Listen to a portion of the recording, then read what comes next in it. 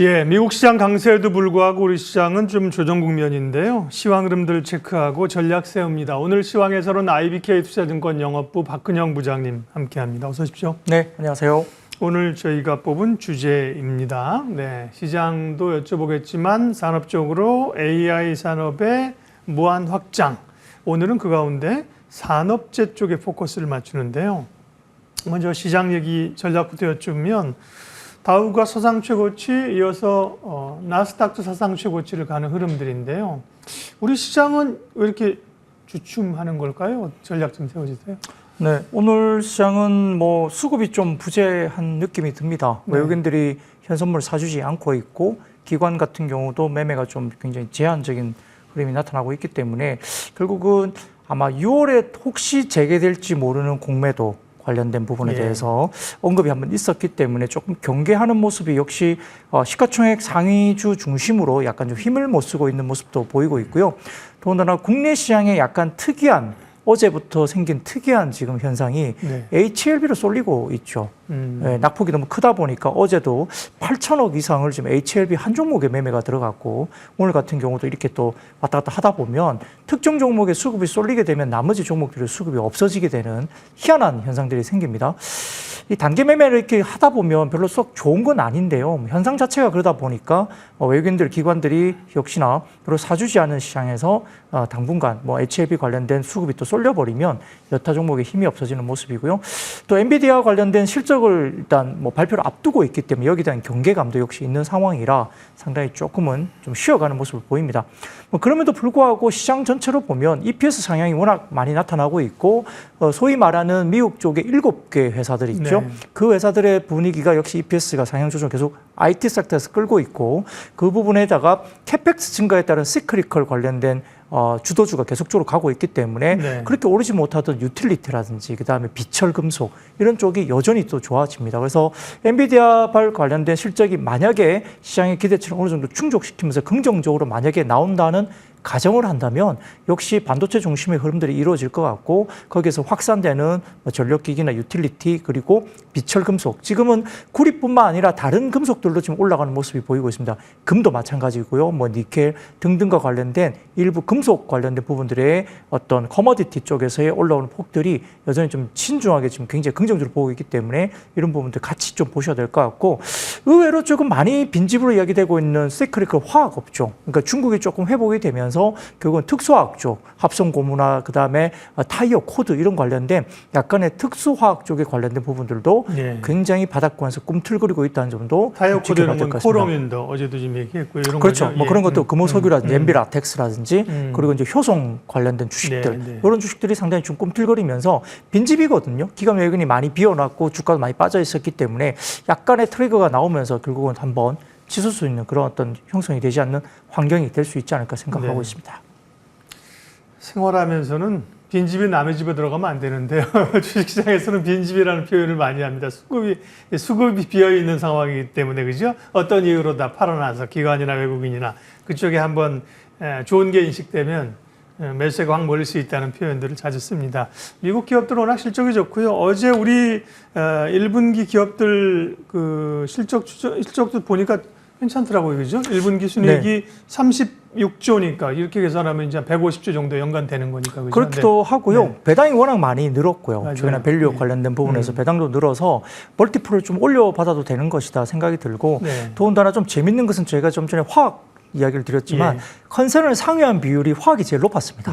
물론 이제 컨센서스가 워낙 낮았겠죠. 화학은 여러 가지 기대감이 굉장히 낮았기 때문에 컨센서스가 낮아서 상회한 비율이 높게 나오긴 있지만 어쨌든 컨센 대비 10% 이상 상회한 실적을 낸 섹터가 역시 화학 업종이 제일 많았고 그 다음으로 반도체 뭐 이렇게 쭉쭉 흘러가거든요. 그래서 그런 부분들 보시면 좋을 것 같고 오늘 같은 경우는 뭐 화장품이나 미용기기 쪽도 상당히 좋습니다. 그래서 뭐 중국 소비 관련주도 화장품 역시 이제 실적으로 보여주는 섹터 화장품, 미용기기 이쪽에 실적이 명확하게 나오는 종목들은 역시나 아직까지도 멀티플에 따른 확장 충분히 가능하다 볼 수도 있겠습니다.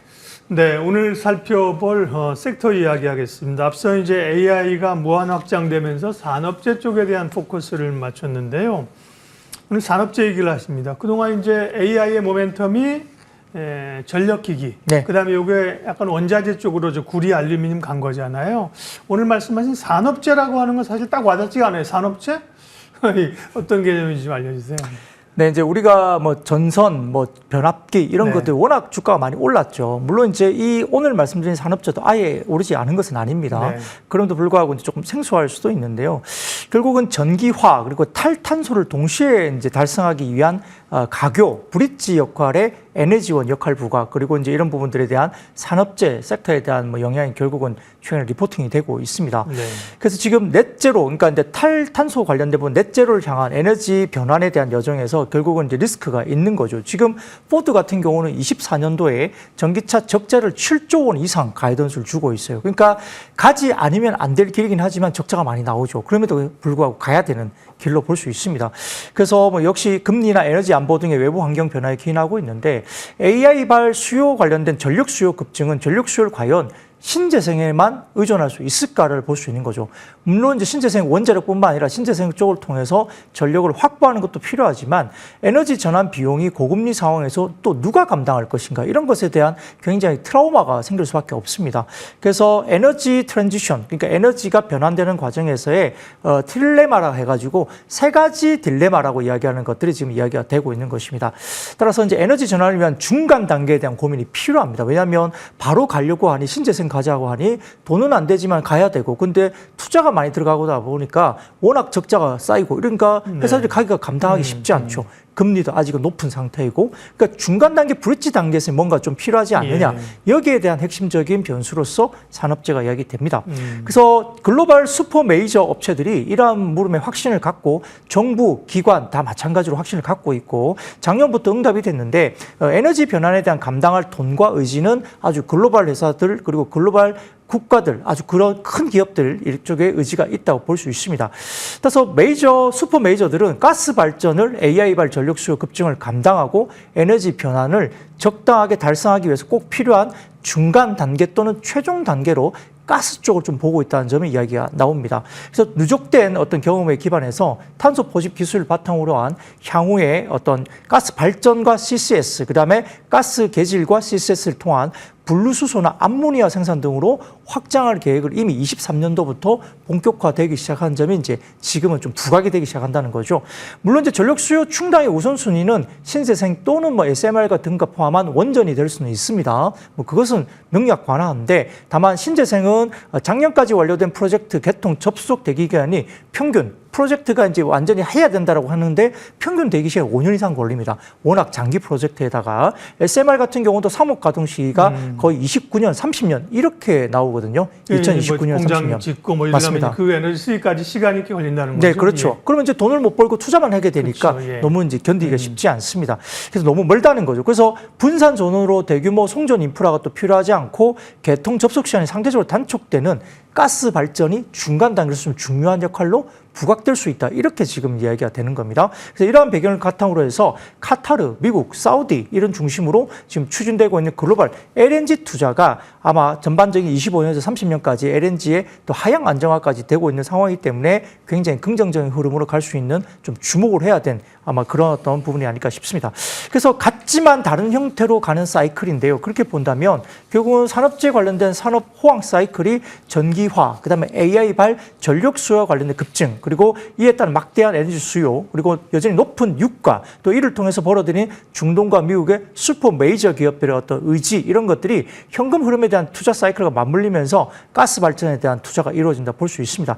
그래서 이런 것들이 결국은 뭐 탈탄소 기조를 반영하면서 원유 쪽보다는 가스라든지 LNG, 그다음에 블루, 그린 암모니아, 탄소 포집 이쪽으로 이제 집중이 된다 볼 수 있거든요. 그러다 보니까 관련 종목으로 본다면 석유화 같은 경우는 지금 탄소 포집과 암모니아의 성장성이 부각되고 있는 유니드나 롯데정밀화학 이런 것들이 될 수 있겠고요.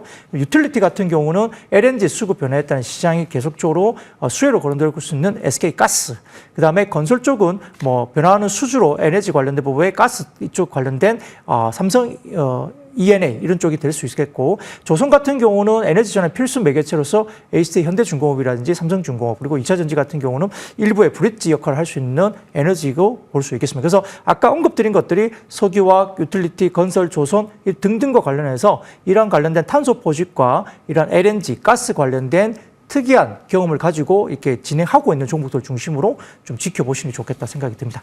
네, 기본 로직은 결국 이제 AI가 전력을 많이 필요하기 때문에 전력 수요가 증가한다는 것이고요. 그게 계속 이제 확장되는 거죠. 오늘 말씀하신 거는 산업재를 주목하는 건데 산업재는 제가 말씀드린 것처럼 좀 와닿지 않습니다. 범위가 광범위한 거죠. 화학도 들어갈 수 있고, 그죠? 그렇습니다. 철강 뭐 이런 게 다 들어갈 수 있는데 그러면 그런 쪽에서 오늘 특별히 좀 섹터가 많겠습니다만 조금 특별히 좀 관련해서 주목할 만한 기업을 소개해 주신다면요. 네, 제가 아까 석유화학, 그다음에 유틸리티, 건설, 조선 각각에 해당되는 종목들을 꼭 말씀드렸습니다. 예. 그래서 오늘 같은 경우는 유니드가 또 실적 관련된 뭐 리포트가 나오면서 무급표 상향 조정 관련된 리포트가 나오기도 했는데요. 뭐 유니드도 워낙 좋습니다만 뭐 주가 좀 오른 면에서 결국은 조금 상대적으로 룸이 남아 있고 좀 덜 올랐다 상대적으로 생각되는 종목이 SK가스입니다. 뭐 오늘도 흐름이 굉장히 좋은데요. 1분기도 영업이익이 764억 원 정도 나오면서 전년 동기 대비 약간 빠졌습니다. 그럼에도 불구하고 시장 기대치는 상회했는데 매출액이 1조 7,300억 그러면서 전반적으로 이제 대비가 됩니다. 석유와 경기 영향 때문에 판매량 감소가 뭐 외형 축소에 영향을 주고는 있는데요. 영업이익은 상당히 견조하게 나오고 있는 상황입니다. 세전이익에서는 LPG 관련된 파생 상품 손실이 좀 있었고 지분법 손실 등에도 아마 TRS 거래이익 반영폭 때문에 흑자가 350원이 나오면서 상당히 좋은 거래가 있습니다. 일단 약간의 트레이딩을 하고 있어요. 뭐 가스라든지 여러 가지 부분에서 그런 것에 대한 이익을 또 내고 있다는 거죠. 그래서 시황 부진을 이겨내는 트레이딩 부분의 이익 증가로 하반기 또 증액이 예상되고 있고 과거와 다르게 시황에 최적 대응한 판매 전략이 있기 때문에 이러한 것들을 트레이딩하면서 이익단에 대한 실적 안정성을 충분히 기여한다 볼 수 있겠습니다.